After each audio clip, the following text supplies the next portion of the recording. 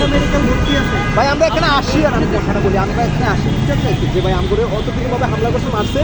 এখানে আসার পরে ওরা তিনটা দল, এক দল ধাক্কায় ভিতরে ঢুকানোর পরে আরেক দল কি করে ভাই জানেন? ইচ্ছা মতো মারে, আরেক দল একা থাক মারে। কেন ভাই বলেন তো, কেন এটা করা হলো? আমরা কি ভাই আপনাদের রক্ত দিয়েছি ভাই, আমরাও দেশের জন্য রক্ত দিয়েছি ভাই। ভাই এখনো যার চোখে এখানে আমগরে আসছেন, আমগরে কইতেছি ভাই আমগরে কি করবেন ভাই? আমরা এটা কি অন্যায় হইছে ভাই? ভাই এখনো যার চোখে গুলি ভাই জানে মারছে তার 6টা গুলি আছে এখনো ভাই, এখনো আমগরে লিড দিয়ে নিয়ে গেছে ভাই তেজগাঁ থেকে। আমরা চল্লিশ থেকে তেজগাঁ আলামিন ভাই আমগরে তেজগাঁতে লিড দিয়ে নিয়ে গেছে ভাই। এই আস্তে আস্তে এই কেউ ধাক্কাধাক্কি করো না ভাই, ধাক্কাধাক্কি করো না, আসো ভাই। আমাদের এইভাবে কেন মারলো ভাই আপনি বলেন ভাই? আমাদের এইভাবে কেন মারলো?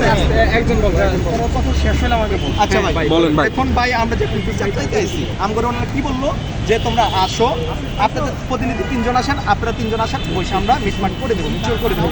কোরআনের কথা বলে ওরা নিচে, এর মধ্যে একদল এসে বলতেছে কি সমস্যা এই সেই, আরেকজন নাকি বলছে সমন্বয় একটা গালি দিচ্ছে। তো আমরা এই ব্যাপারে জানি না, তো ওনাকে ধরছে, ধরে ওরে দর কইছে, আরেকদল এসে ভিতরে ঢাকায় নিয়ে গেছে, ওরা নিয়ে আরেকদম মারতেছে, অতর্কিতে হামলা মারতো। তো আমরা বললাম ভাই এখানে ভিতরে আনছেন, এখানে একটা উশৃঙ্খলা হয়, তাহলে জিনিস পরিবেশটা নষ্ট হয়, কোনো সমাধান হবে না ভাই। আমরা কিভাবে সমাধান দিবেন? আমাদেরকে সান্ত্বনা দিলেও আমরা চলে যাবো। ওটা না করে ওরা একদল ভিতরে ঢাকায় নেয়, আরেকদল মারতেছে,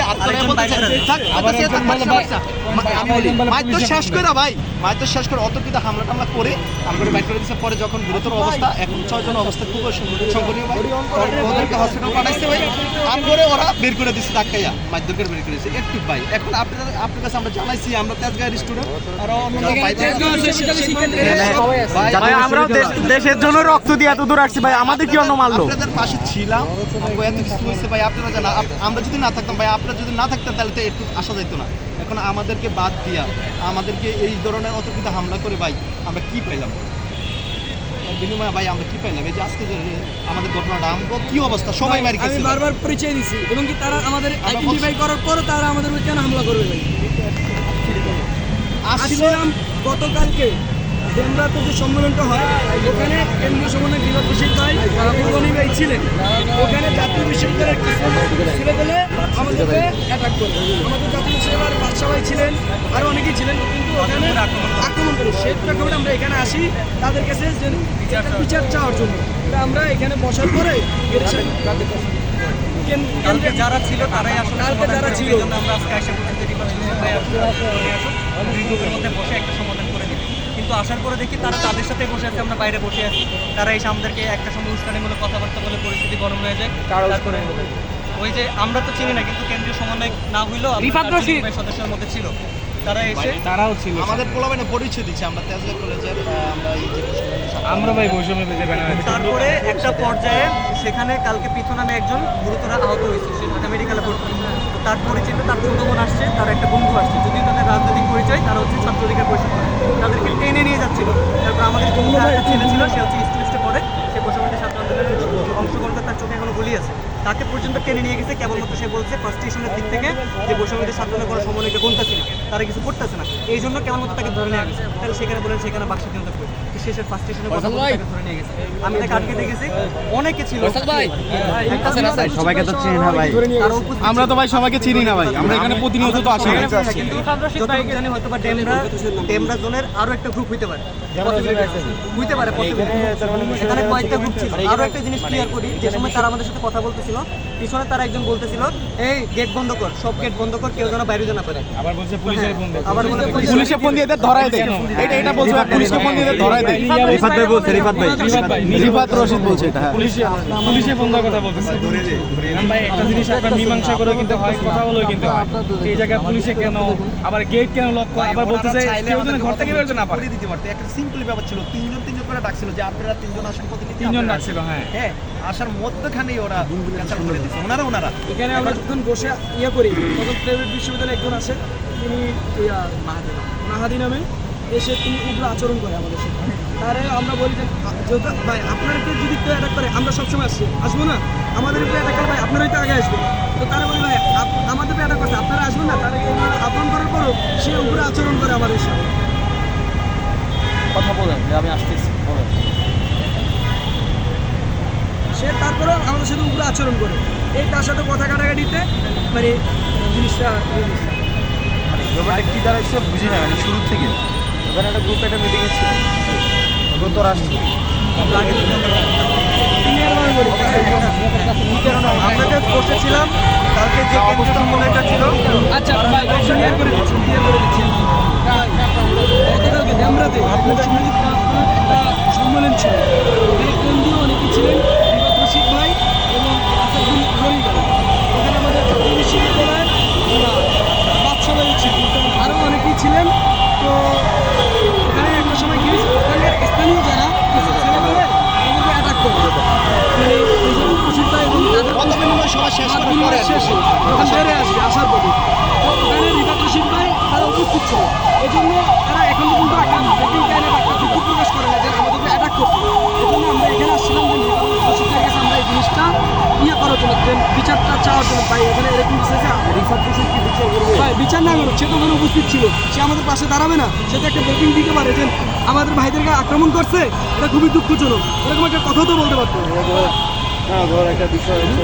রিফাত রশিদ আমার কাছে রিফাত রশিদ দুঃখ প্রকাশ করার জন্য আচ্ছা পরে না না ভাই মূলত আমরা আছি আমাদের বিচার দাবি ছিল। আমাদের ভাইদেরও আক্রমণ করছে পুলিশ করবে নাকি রিফাত রশিদ ভাই পুলিশ করবে কিন্তু সাথে তারা ছিল যেহেতু একটা থানা পর্যায়ে বৈষম্যবিরোধী ছাত্র আন্দোলনের প্ল্যাটফর্মে কন্ট্রোল সাংগঠনিক কন্ট্রোল সেক্ষেত্রে আমরা সংগঠনের কেন্দ্রীয় পরিষদেই আসবো সেই বিচারটা আমরা মূলত সেই কারণে হ্যাঁ আপনাদের কাছে আসলে আপনাদের সাথে কন্ট্যাক্ট করার ট্রাই করছি আর বলা হয়েছে কালকে যে কেন্দ্রীয় সমন্বয়করা এখানে ছিল তাদের সামনে আসলে বিচারটা করার কারণ তারা সিচুয়েশন জানে তারা জানে যে কী হয়েছে তো এই জন্য আমরা এই দাবিটা সেখানে আসছি তারপরে আমি যখন এটাকে আমি যে বলছি জানাইছি আমার হাত লেগে গেছে এটা তো পুরো প্রসিদ্ধি সে ঘুম থেকে জানে কালকে রাতেও হয়তো বা যোগাযোগ করা আমাদের কাছে ভাই আমরা যোগাযোগ করে ট্রাই করছি নিরুপায় জানবো সেটা তো ভাই আমাদের জানাইছিল একটা জানাই আসবি না একবার ইব্রাহিম নিরবটা কি দেখছি তাকে দেখছি ইব্রাহিম নিরব আছে বলছেন একে প্রোগ্রাম ইব্রাহিম নিরব কাজ করে ইব্রাহিম নিরব তিনি বলে এখনই হবে হবে সেটা প্রবলেম আমরা তো উচ্ছৃঙ্খল করবো বলে আরেকটা গ্রুপ আছে আরেকটা গ্রুপ পরে আসছি ভাই সেটা ড্যামরা আমাদের উস্কানি ভিতরে যা বসছে স্যার ভিতরে যা বসছে ভিতরে যা ওই যে ভিতরে যারা ছিল তাদের সাথে বসছে তার সাথে কথা বলতে বলে একটা সময় এসে রিফাত রশিদ ভাই বাইরে এসে আমাদেরকে ভিতরে ডাকলো তো 3 দিন করে ভিতরে আমরা বসার জন্য আমরা বলছি ঠিক আছে বলো তো একটা সময় এসে কী করে ওই যে এখানে অন্য কোনো সংগঠন কেউ আছে কিনা এটা জানার জন্য বলে তো সবাই ইচ্ছে যে এই দুজন বলছে আমরা গণঅধিকারের সাথে আছি বাট ওই দুজনে হয়েছে তথ্য নামের কাউকে যে ছেলেটাকে অ্যাটেন্ড করা হয় ওই ছেলেটার ভোট তো তাদেরকে ভিতরে নিয়ে যাবে ওদেরকে ভিতরে নিয়ে আসে তারপরে এইভাবে আর কি জিনিসটা গেমটা বাজে ঠিক আছে আমি ওরা বুঝলাম হচ্ছে যে তোরা আসছে পরে আরেকটা গ্রুপ আছে উস্কানি নিচ্ছে আচ্ছা তাই আমি তো মাত্র দৌড়ে আসলাম উস্কানির পাশাপাশি আমাদেরকে আক্রমণ করা হয়েছে কারণ স্টিল নাও আমাদের 4 জন ঢাকা মেডিকেলে আমি আসতে তো আপনার কাছে ওইখানে আমরা দায়িত্ব পালন করার সময় গণমাধ্যম কর্মীরা বাধার সম্মুখীন হয়েছে কেন আমি না আপনি এই বিষয়ে কোনো স্টেটমেন্ট তখন দেননি উপরে কোনো কথা বলেননি আপনার আমরা যারা গণমাধ্যম কর্মী আছি আমরা যখন ওখানে তথ্য সংগ্রহ করতে চাই তখন আপনাদের বৈষম্য বিরোধী ছাত্র আন্দোলনের কিছু লোক আমাদেরকে হেনস্থা করেছে আমাদেরকে জিজ্ঞেস করেছে আমরা দালাল আমরা কি দালালি করেছি আমরা তথ্য সংগ্রহ করতে গিয়ে যদি দালালি হয় তাহলে আসলে এই বৈষম্যহীন বাংলাদেশ কোথায় করলেন আপনারা আচ্ছা আমার যদি দেখতে হবে আমি যারা যদি আপনাদের ওখানে সিসিটিভি ক্যামেরা আছে নিশ্চয়ই আপনারা সেটা যাচাই করে দেখবেন আমরা 3 জন গণমাধ্যম কর্মী সেখানে আমরা কোনো ফুটেজ সংগ্রহ করতে পারিনি আমাদেরকে ফোন বের করতে দেওয়া হয়নি। আমরাও যে ভিডিও করছিলাম আমাদের মোবাইল কেটে ভিডিও সব ডিলিট করে দিয়েছে এটা আসলে এটা কে করছে আমরা সবার চেয়ে তো চিনি না ভাই আমাদের সব লোক করেছে মারা হয়েছে প্রমাণ যেন না থাকে এই জন্য তারা ভিডিও করছে আমরা এই জিনিসটা আগে ছাত্রলীগকে দেখতাম ছাত্রলীগ নেতা কর্মীরা গণমাধ্যম কর্মীদের উপর ডমিনেট করতো সবসময় সেই কাজটা এখন বৈষম্য বিরোধী ছাত্র আন্দোলন করতেছে কিনা আমরা আমাদের জায়গা আমরা যখন পরিচয় দিয়েছি যে আমরা গণমাধ্যম আমরা পরিচয় দেওয়ার পরে ওরা আমাদের সাথে এই বিহেভটা করতে কেন? সবাই সাক্ষী, এখন তারা সবাই সাক্ষী।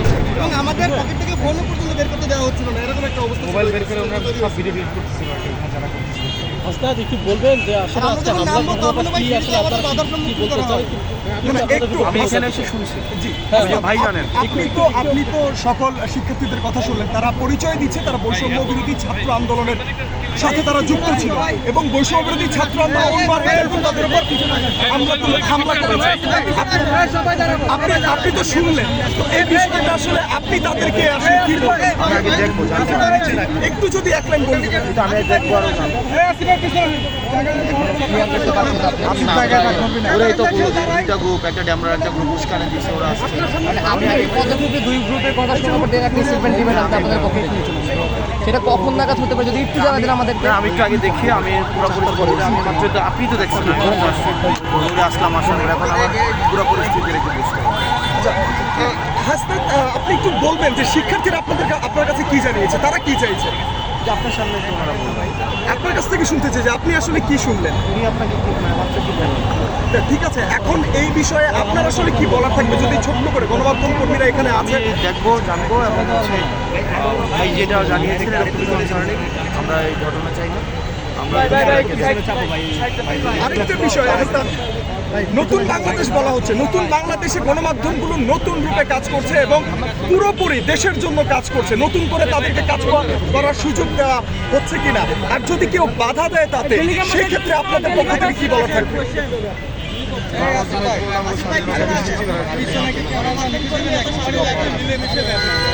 এখনো দেখা যায় যে জুলাই আন্দোলনে কারো বিরূপ ভূমিকার কারণে দেখা যায় বর্তমানে তারা পুরোপুরি দেশের হয়ে কাজ করছে এবং অসংখ্য গণমাধ্যম কর্মী সেসব পত্রিকাগুলোতে টেলিভিশনগুলোতে কাজ করছে এবং তাদের উপরে অনেক কথাবার্তা আসছে, যারা আসলে বলছে যে এই ধরনের কথাগুলো যে তারা কাজ করতে পারবে না, তাদেরকে বক্তব্য দেওয়া যাবে না, তাদেরকে সাক্ষাৎকার দেওয়া যাবে না। তাহলে কি গণমাধ্যম আসলে পরিবর্তন করতে পারবে? নতুন করে যারা কাজ করছে তাদের কি সুযোগ দেওয়া উচিত না?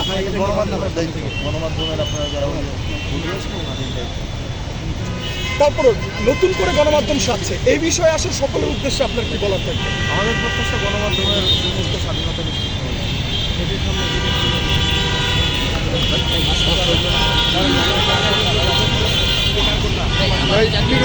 ভাই আমরা বাংলা মোটর 71